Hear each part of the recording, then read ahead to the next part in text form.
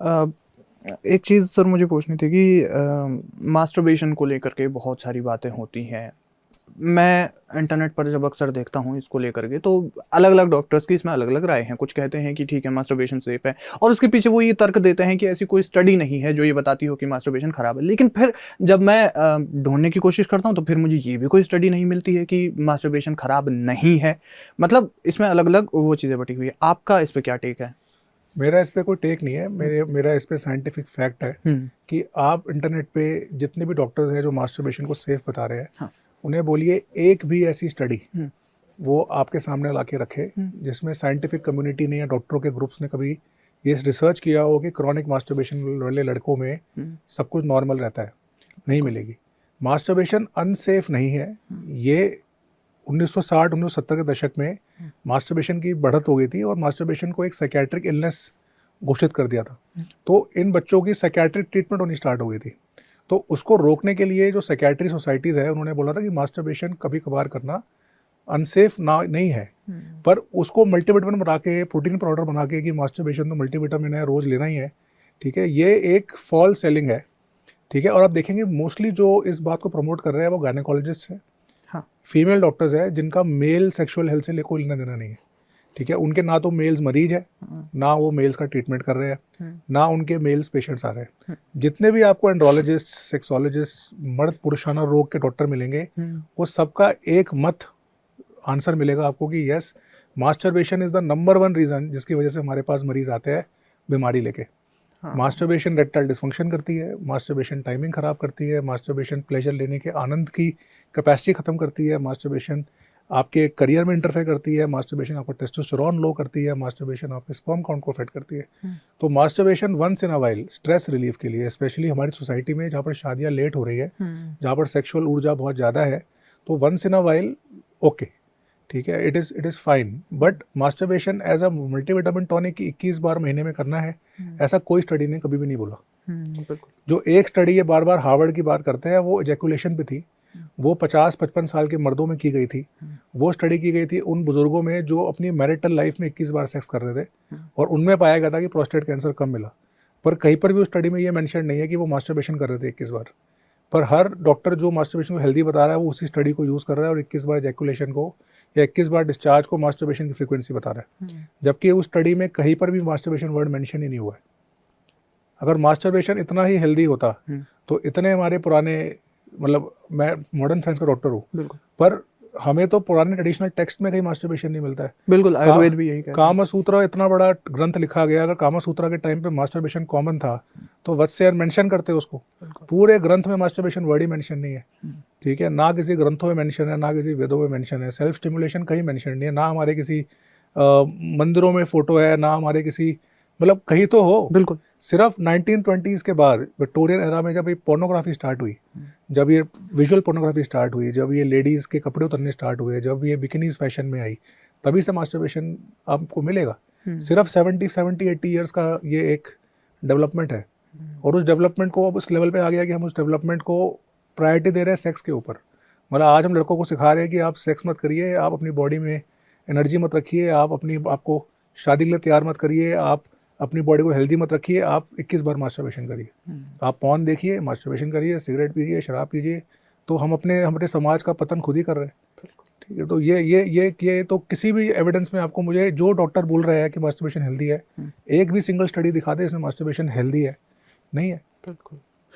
ये तो सर, क्या हम ये मान सकते हैं कि अल्टीमेटली इनफर्टिलिटी या फिर जो स्पर्म काउंट कम होने की जो वजह है, उसके पीछे मास्टरबेशन भी is one of the reason? देखो, इनफर्टिलिटी एक कॉम्प्लेक्स टॉपिक है। हुँ, तो इनफर्टिलिटी के पीछे मास्टरबेशन का रोल इस संदर्भ में तो है हुँ, कि आज के दिन मेरे ओपीडी में या मेरे क्लिनिक में 30% जो कपल्स आ रहे हैं जिनके बच्चे नहीं हो रहे, हुँ, इनफर्टिलिटी तो दूर, वो सेक्स ही नहीं कर पा रहे। इम्पोर्टेंसी इतना हाई हो गया है आज के दिन। न्यूली मैरिड कपल्स, हुँ, अभी सीज़न आ गया शादियों का, अभी ये क्या बोलते हैं उसको हम लोग, साए। हाँ, तो इस टाइम मेरे ओपीडी में इतनी भीड़ है हुँ, मरीजों की, क्योंकि इनकी शादियाँ होने वाली है महीने बाद, 1.5 महीने बाद, जो अपने पार्टनर से, अपनी गर्लफ्रेंड से, अपने फियांसे से सेक्स ही नहीं कर पा रहे, अरे! ठीक है? और जब ये शादियाँ खत्म हो जाएगी तो अब 1 साल बाद ये वही सेम पेशेंट आएंगे जो एक एक साल तक अपने पार्टनर से रिलेशन नहीं बना पा रहे। तो मास्टरबेशन इम्पोटेंसी इतनी सीवियर कॉज करता है कि इस कारण से रिलेशन ही नहीं बनते। तो रिलेशन नहीं बनेंगे तो कहाँ से बच्चे होंगे? ठीक है। और बाकी इनफर्टिलिटी का कारण दिल्ली और मुंबई जैसे शहरों में पोल्यूशन की वजह से है। आप देखिए AQI हाई है, पेस्टिसाइड्स खाने में है, पानी गंदा है, आर्सेनिक लोडेड वाटर है, ठीक है। आपका दूध अडल्ट्रेटेड है, खाना अडल्ट्रेटेड है, सब्जी फल फ्रूटों पे पेस्टिसाइड लग के आ रहे हैं, प्लास्टिक में पानी पी रहे हैं, रेडिएशन एक्सपोजर है। तो इतने टॉक्सिक एनवायरनमेंट में कहाँ स्पर्म बनेंगे?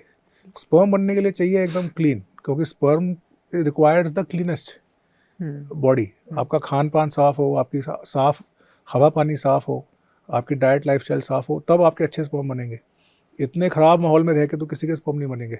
तो दिल्ली NCR आप देखेंगे इस टाइम IVF सेंटर्स की धूम है। IVF सेंटर्स को लाखों करोड़ों रुपए इन्वेस्टमेंट मिल रही है, वेंचर फंड आ रहे हैं, ठीक है। IVF पहले होता था कि कोई 100 में से किसी एक कपल को जरूरत पड़ती थी, अब उल्टा हो गया, आपको 100 में से एक कपल को बच्चे हो रहे हैं, 99 कपल्स तो IVF ही करा रहे हैं।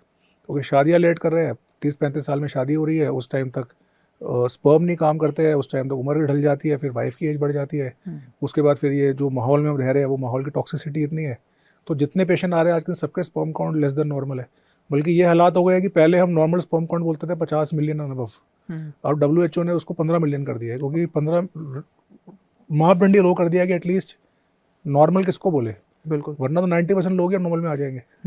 पिछले कुछ 15-20 सालों में ही ये थोड़ा सा कुछ ज़्यादा ही पीक पे होना शुरू हुआ है ना। एक टॉपिक पे सर मैं थोड़ा और ज़्यादा बात करना चाहता हूँ कि नाइटफॉल को लेकर के बहुत सारी चीज़ें हैं, हालांकि डिस्कस भी अब थोड़ा सा मुझे लगता है पिछले कुछ टाइम से कम होने लगा, लेकिन नाइटफॉल का रीज़न क्या है, क्यों ये लड़कों में ऐसा होता है? तो नाइटफॉल एक फिजियोलॉजिकल फिनोमिना है।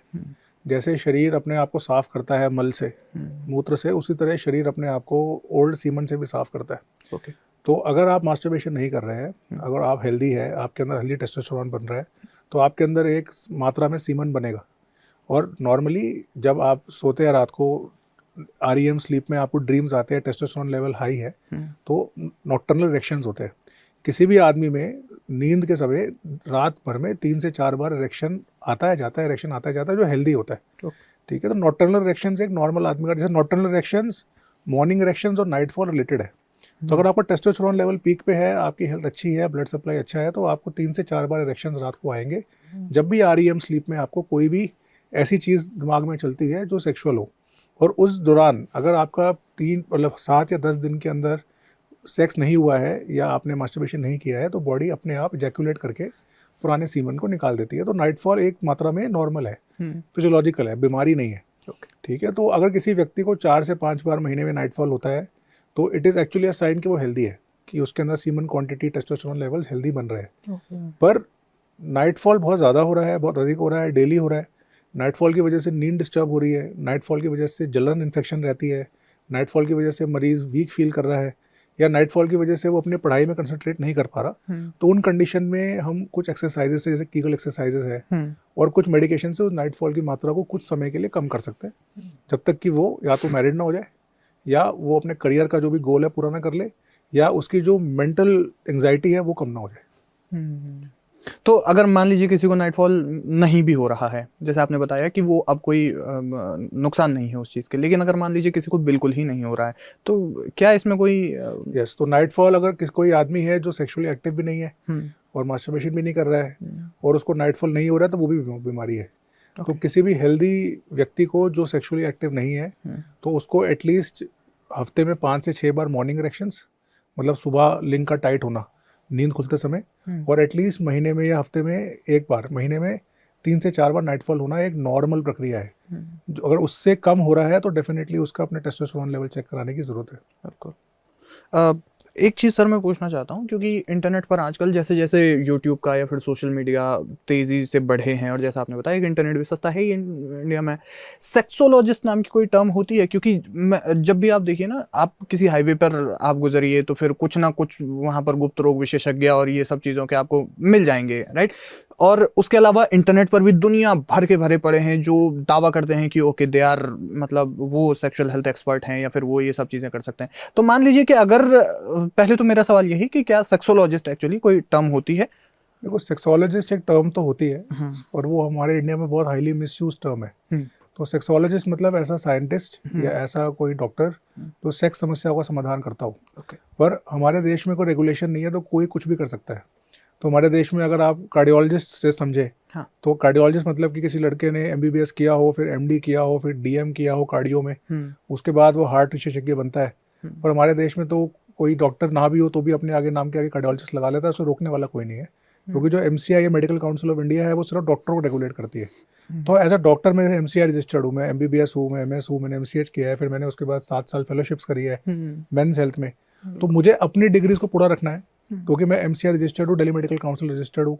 तो मुझे पता है कि अगर मैं कुछ गलत बोलूँगा या अपने आप को गलत बताऊँगा तो मेरे ऊपर एक्शन हो सकता है। पर आज के दिन कौन रोक सकता है किसी और को कुछ भी बोलने के लिए, क्योंकि कोई रेगुलेटरी बॉडी तो है नहीं। तो आज के दिन तो कोई अनपढ़ आदमी और अपने आप को सेक्सोलॉजी बता सकता है, क्योंकि सेक्सोलॉजिस्ट कोई मेडिकल टर्म तो नहीं है, वो तो एक साइंटिस्ट की टर्म है।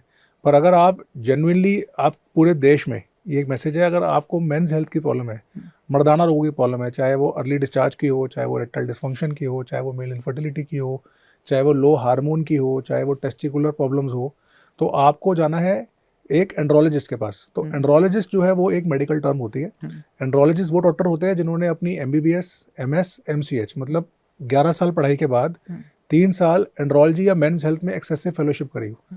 तो आप अगर किसी एंड्रोलॉजिस्ट के पास जा रहे हैं तो जो ये टर्म है ये सिर्फ डॉक्टर ही यूज़ करेगा, और आप ये सर्टे हो सकते हो कि ये आदमी कम से कम 15 साल एक्सपीरियंस लेके आपका इलाज करेगा। तो आपको उसके पास मिलेगी जानकारी जो है वो एक्यूरेट भी होगी, उसके पास मिला गया इलाज अच्छा भी होगा। बाकी सेक्सोलॉजिस्ट हो सकता है कि आप अपने आप को कल बता दो, आपने इंटरव्यू लिया मेरे साथ, आजकल आप सेक्सोलॉजिस्ट हो गए। तो ये तो कोई भी यूज़ कर सकता है टर्म। बिल्कुल बिल्कुल। तो कहने का मतलब ये है कि हर किसी के पास कम से कम, या फिर अगर किसी के पास जा रहे हैं, क्योंकि सेक्सुअल प्रॉब्लम्स में एक्चुअली क्या होता है कि लड़के पहले तो खुद भी डिप्रेस्ड होते हैं, और फिर उसके बाद जब वो ऐसे ही किसी इंटरनेट पर ढूंढ करके किसी के भी पास चले जाते हैं, और फिर अगर उनको उसका कोई रिजल्ट नहीं मिलता, फिर वो और ज़्यादा इससे डिप्रेस्ड होते हैं। इसी से जुड़ा हुआ मेरा एक तो सवाल, आपने पढ़ा होगा लेटेस्ट न्यूज़ ही थी, शायद आपके चैनल पर आई होगी, हिंदुस्तान टाइम्स में, जहाँ बताया था कि अभी 6-10 दिन पहले की न्यूज़ है, आईआईटी कानपुर का पढ़ा हुआ लड़का, आईआईटी का पढ़ा हुआ लड़का, इतना बड़ा इंजीनियर जो इंडिया में एआई रेवोल्यूशन लेके आ रहा है, वो एक हकीमी जो ये बाबा लगते हैं ना, ये जो टेंट में, उनको 6 लाख रुपए दे के आया इलाज के लिए, ठीक है। और उसके बाद फिर उसने केस किया पुलिस में, और वो वहाँ से वो बाबा गायब हो गया। तो मैं कह रहा हूँ हमारे देश में इतना ज़्यादा एम्बेरसमेंट है इस चीज़ को लेके कि जो व्यक्ति है वो डॉक्टर पे जाता ही नहीं है, हकीमों के पास जा रहा है। मतलब आप सोचो, पढ़ा लिखा व्यक्ति, साइंटिस्ट, आईआईटी का लड़का, मतलब जो इतना जिसको एक्सपेक्ट करते हैं, जो देश में मतलब चांद को, चंद्रयान लेके जाएगा चांद पे, वो आदमी अभी भी बाबाओं के पास जाके 6-6 लाख रुपए की पुड़िया खाने में इंटरेस्टेड है। तो ये हालात है सेक्सोलॉजी मतलब मेंस हेल्थ को लेकर हमारे देश में, क्योंकि इतनी ज़्यादा सेल्फ गिल्ट है, क्योंकि हर व्यक्ति को लगता है कि मुझ में कुछ प्रॉब्लम है, ये प्रॉब्लम से मेरे को कल को कुछ हो ना जाए, या कल को मेरी खिल्ली ना उड़ जाए, या तो ना दोस्तों से बात करता है, ना पेरेंट्स से बात करता है, ना फ्रेंड्स से बात करता है, ना ब्रदर से बात करता है, अंदर तक कुड़ता रहता है, बस अंदर ही अंदर वो मरता रहता है। और फाइनली उसको क्या लगता है, जो ईजीएस्ट, मतलब he is the easiest target for this, I will call them criminals, क्योंकि आप किसी आदमी को बिना साइंस का, बिना एविडेंस का इलाज दे रहे हो, वो भी इतना महंगा, ठीक है। तो एटलीस्ट मतलब there should be some responsibility from the doctor community also, कि भाई इन क्वैक्स को या इन फेक डॉक्टर्स को भी कहीं ना कहीं आपको कंट्रोल करके टारगेट करना पड़ेगा। इनफैक्ट इन पर एक्शन लेने की भी ज़रूरत है, क्योंकि एक बार जब अगर वो कहीं पर चले जाते हैं लड़के, क्योंकि वो एक तो पेरेंट्स से बात नहीं कर पाते। जैसे हम लड़कियों की बात करते हैं, तो लड़कियों को जैसे अब जब वो धीरे धीरे प्यूबर्टी में आती हैं, वो पीरियड्स उनको होते हैं, तो फिर वो अपने मम्मी से हो सकता है कि बात कर लें, लेकिन जैसे लड़कों में हार्मोनल चेंजेस होते हैं, वो क्या महसूस कर रहे हैं, वो फिर घर पर किसी से भी बात नहीं कर पाते। लड़कियों के अंदर मैंने देखा है कि जो लड़कियों में फीमेल इन्फ्लुएंसर्स है, बहुत अच्छा काम कर रही है। हाँ। फीमेल इन्फ्लुएंसर्स ने लड़कियों को लेके जो एम्बैरेसमेंट है, चाहे मेंसेस को लेके, चाहे पैड्स को लेके, चाहे हार्मोनल चेंजेस को लेके, चाहे प्रेगनेंसी को लेके, चाहे ब्रेस्ट साइज को लेके, उन्होंने काफ़ी हद तक उसको नॉर्मलाइज कर दिया है। तो आज के दिन जो लड़कियां हैं उनको पता है कि भाई ये प्रॉब्लम है तो इसका ये इलाज है, और गायनेकोलॉजिस्ट पे जाना है। मेन में अभी तक ये काम नहीं हो पाया है। मेन में आज भी ना तो उन्हें पता है डॉक्टर कौन है, ना उन्हें पता है जाना किस पे है। आपको रेयरली मिलेगी लड़की महीनों के लिए किसी बाबा पे जाएगी, बिल्कुल ठीक है। लड़कियां को दिक्कत होगी तो वो जाएगी गायनेकोलॉजिस्ट के पास, उन्हें पता है गायनेकोलॉजिस्ट जो है डॉक्टर है मैडम, और ये हमारा ट्रीटमेंट ठीक से कर देगी। जबकि लड़कों को पता नहीं जाना किस पे है। तो आपके चैनल के माध्यम से इतना जरूर बताऊंगा कि अगर आपको प्रॉब्लम है तो आपके लिए सही डॉक्टर जो है वो यूरोलॉजिस्ट या एंड्रोलॉजिस्ट है, पूरे देश भर में है। ठीक है, और ये सब लोग जो है MCH है, हाईली क्वालिफाइड है, बड़े बड़े इंस्टीट्यूट संस्थानों से पढ़े हुए हैं, और ये आपकी प्रॉब्लम को अच्छे से समझ भी लेंगे, इलाज भी कर लेंगे। बिल्कुल। तो हम भी ये चीज़ आपसे कहना चाहते हैं कि इंटरनेट पर ढूंढ करके, सिर्फ गूगल पर ढूंढ के अपने जो वो आप ढूंढ लेते हैं नियरेस्ट सेक्सोलॉजिस्ट ऐसा करके, तो ऐसे मत ढूंढिए, किसी अच्छे डॉक्टर्स के पास में रिसर्च करके जाइए, ताकि उसका आपको भी फायदा हो, वरना नुकसान तो सर इसके बहुत सारे हो ही नुकसान जाते हैं। पैसे का भी होगा और नुकसान सेहत का भी होगा। बिल्कुल।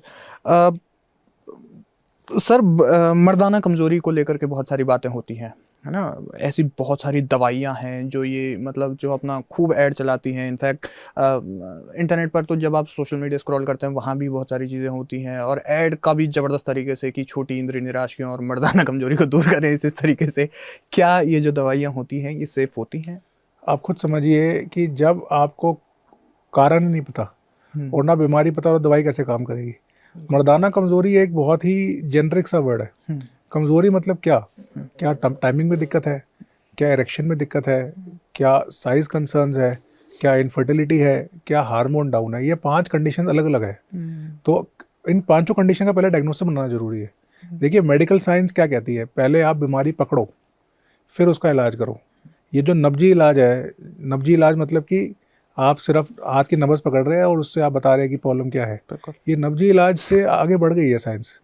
तो आपको अगर अपने अंदर वीकनेस फील हो रही है, वीकनेस इन द सेंस की सेक्सुअल वीकनेस फील हो रही है, अगर आपको लग रहा है कि भाई मैं परफॉर्मेंस नहीं कर पा रहा हूँ या मैं सेक्सुअली ठीक नहीं हूँ, तो सबसे पहले ये है कि आपको अपनी बीमारी पकड़नी पड़ेगी कि कारण क्या है। क्या टेस्टोस्टेरोन लो हो गया है, या कोई अंदर विटामिन डेफिशिएंसी हो गई है, या ब्लड सप्लाई की प्रॉब्लम है, या आपको शुगर तो नहीं हो गई है, या आपके लेफ्ट तो ख़राब नहीं हो गया है, क्या आपने ओवर वेट गेन तो नहीं कर लिया है, कि एक्सरसाइज प्रॉब्लम तो नहीं है।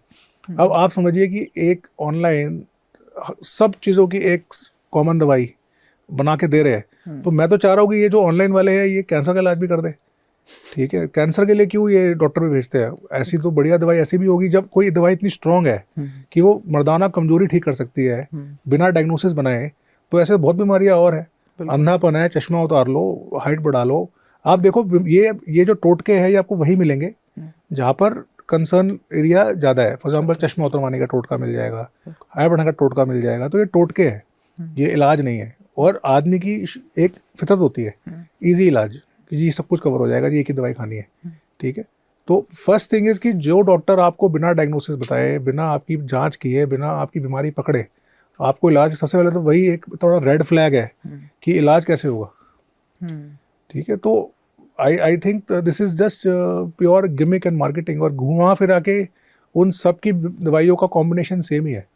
आप देखेंगे कॉम्बिनेशन में 5 चीज़ें आपको, ये सफ़ेद मूसली, कोंच, शिलाजीत, अश्वगंधा, स्वर्ण भस्म, मोती, मतलब जो कुछ पॉसिबल है पीस के देना वो पीस के देंगे उसके अंदर, और उसमें मिला देंगे टडालाफिल की गोली। जो आपको पता नहीं होगी। अभी पीछे भी एक रिसर्च आई थी, और यह पब्लिश रिसर्च है, बहुत सारे बड़े बड़े कंपनियों की दवाइयाँ जो ये नाम से आती है ना, रोगन जोश और क्या क्या नाम से, इन दवाइयों में जब चेक किया गया सब में टडालाफिल, सिडनाफिल वगैरह मिली। तो मरीज सोच के खा रहा है कि उसको कुछ ना कुछ मतलब नया मिल रहा है, जबकि खा तो वो एलोपैथी दवाई ही रहा है, बिल्कुल, पर वो महंगी खा रहा है।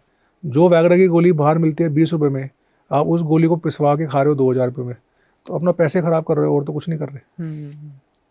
तो सबसे पहले तो सर ये समझना है कि अगर मान लीजिए कोई लड़का है या फिर कोई इंसान है जिसको ये सब चीज़ें अपने अंदर फील हो रही हैं, वो ये कह रहा है कि वो अच्छे तरीके से परफॉर्म नहीं कर पा रहा है अपने पार्टनर के साथ में, या ये सब चीज़ें, तो अगर उसको महसूस हो रहा है और वो किसी को बता भी नहीं सकता, पेरेंट्स से बातें वो कर नहीं सकता, तो सबसे पहले तो वो क्या करे? क्योंकि वो ऑनलाइन सर्च करता है, जैसा आपने बताया कि वो सेफ भी नहीं है, तो सबसे पहले उसको क्या स्टेप लेना चाहिए और उसके बाद क्या करना चाहिए? देखो, सबसे पहले तो उसको कुछ ऐसी 5-6 चीज़ें हैं जो वो घर पे कर सकता है। सबसे पहले तो उसको जो भी नेगेटिव बिहेवियर है जो उसके अंदर बार बार ये एक्टिविटी ट्रिगर कर रहा है, उस बिहेवियर को छोड़ना चाहिए। फॉर एग्जांपल वो सेक्स नहीं कर पा रहा अपनी गर्लफ्रेंड के साथ या पार्टनर के साथ, तो पहले तो उसको 15 दिन, 20 दिन, महीने का ब्रेक लेना चाहिए, तो क्योंकि वो उसकी एंग्जाइटी की साइकिल को ब्रेक करेगा। ठीक है, सेकेंड है फिर उसको अपनी लाइफस्टाइल में और अपनी डाइट में और अपने एक्सरसाइज में जो भी डेफिशिएंसी है उसे पूरी करनी चाहिए। वजन कम करे, एक्सरसाइज करना स्टार्ट करे, कीगल एक्सरसाइज करे, पेल्विक फ्लोर को स्ट्रेंथन करे, स्मोकिंग है तो बंद करे, शराब है तो बंद करे, थोड़ा टाइम पे उठे, रात को नींद पूरी ले। ठीक है, इन सबको करने के बाद 30-40% पेशेंट्स तो ऐसे ही ठीक हो जाएगा जो पुअर लाइफस्टाइल के शिकार है। पूरी नींद नहीं मिल रही है, पूरा रेस्ट नहीं मिल रहा है, बॉस रात को काम कराता है, दिन में काम कराता है, घर नहीं जा रहे होते हैं, ठीक है, स्लीप साइकिल डिस्टर्ब्ड है। तो अभी दिल्ली में तो सबसे कॉमन यही है, एनसीआर में तो बिल्कुल भाई आप 12 बजे की शिफ्ट के लिए 10 बजे निकलते हो और 8 बजे काम खत्म करके घर 10 बजे पहुंचते हो, ठीक है, और फिर रात को खाना खा के 4 घंटे 5 घंटे सो पाते हो, फिर सुबह वही साइकिल स्टार्ट हो जाती है। तो lack of rest, chronic stress, ठीक है, और उसके साथ में फिर ये चाय, smoking, alcohol, lack of exercise, सबसे कॉमन कारण यही है। तो ये ठीक करेगा तो 90% तो वैसे ही इंप्रूवमेंट आ जाएगा। अगर ये करने के बाद 15 से 20 दिन के बाद अगर नहीं इंप्रूवमेंट आ रहा है तो फिर आपको अपने कुछ बेसिक टेस्ट कराने चाहिए, फुल बॉडी वर्कअप, जैसे आपने एलएफटी है, केएफटी है, थायराइड है, शुगर तो नहीं हो गई है, टेस्टोस्टेरोन तो नहीं लो हो गया है, अपना हार्मोनल वर्कअप जो आज के दिन किसी भी अच्छी लैब में पैकेज में हो जाता है। आप ये जितने मैंने किसी का नाम नहीं लूँगा, ऐड नहीं है, पर किसी भी बढ़िया लैब से आप ऐप से करा लीजिए अपने टेस्ट, वो टेस्ट की रिपोर्ट आ जाएगी, फुल बॉडी हाँ, उस रिपोर्ट में जो चेंजेस आएंगे उसके डॉक्टर से मिलिए, उसे ठीक करिए, उससे आपको काफ़ी इंप्रूवमेंट मिलेगा। और उसके बाद भी आपको लगे कि नहीं ठीक हो रहा है, फिर आप स्पेशलिस्ट से मिलिए। फिर स्पेशलाइज जांचें होती है, जैसे हार्डनेस की कमी है तो उसकी स्पेशलाइज जांचें हैं, हार्मोन की कमी उसकी स्पेशलाइज जांचें हैं, बच्चे नहीं हो रहे उसकी स्पेशलाइज जांचें हैं, टाइमिंग प्रॉब्लम स्पेशलाइज जांचें हैं। तो उन जांचों को करके चलेगा पता कि प्रॉब्लम क्या है, फिर उसके इलाज भी है। अब एक मिसकंसेप्शन ये है कि भाई डॉक्टर पे जाएंगे तो महंगी इलाज लिख देगा, सर्जरी कर देगा, ऐसा नहीं है, ठीक है। आज भी मेरे सेंटर पे और जितने भी मेरे कोलीग्स हैं, 90% पेशेंट्स को बहुत हल्की दवाइयों में परमानेंट इलाज मिल जाता है, ठीक है, बहुत सस्ते परमानेंट इलाज मिल जाता है, ठीक है। बुखार के लिए, मलेरिया के लिए, डेंगू के लिए जिस तरह इलाज होता है उस तरह इसका भी इलाज है, बीमारी है। पर जिन मरीजों में इलाज से आराम नहीं आता उनके लिए और भी इलाज अवेलेबल है। तो ये एक मिसकंसेप्शन है कि भाई अंग्रेजी दवाई चालू करोगे तो लाइफ लॉन्ग खानी पड़ेगी, डॉक्टर पे जाओगे तो सर्जरी कर देगा, ऐसा नहीं है। 90% ऑफ टाइम्स अगर आपकी बीमारी ट्रीटेबल है और पकड़ में आती है तो उसका सिंपल मंथ का, 1 महीने का, 2 महीने का इलाज है, कोई बहुत लंबा इलाज भी नहीं है। ये सब चीज़ें जैसे आपने बताया कि लाइफस्टाइल को हेल्दी करना, ठीक करने के बाद उन सब चीज़ों के पास अगर किसी डॉक्टर की भी ज़रूरत अगर किसी को पड़ रही है तो उसको एंड्रोलॉजिस्ट या फिर यूरोलॉजिस्ट के पास जाना चाहिए। उसके अलावा नहीं, एमबीबीएस तो हो कम से कम फिजिशियन तो हो, कम से कम पढ़ा लिखा डॉक्टर तो हो, तो वो कम से कम बेसिक तो ट्रीट करेगा। फिर आप मतलब एटलीस्ट क्वैक्स के पास जाना नहीं चाहिए। क्वैक्स मतलब कि ऐसे डॉक्टर जो नहीं क्वालिफाइड है उनके पास नहीं जाना चाहिए, क्योंकि वो एक तो आपको डाइवर्ट कर देंगे, आपका समय खराब करेंगे, पैसे खराब करेंगे, प्लस जो बीमारी हो सकता है कि आसानी से ठीक हो जाए वो प्रोग्रेस कर जाएगी, तो फिर उसको और डिफिकल्ट है मैनेज करना।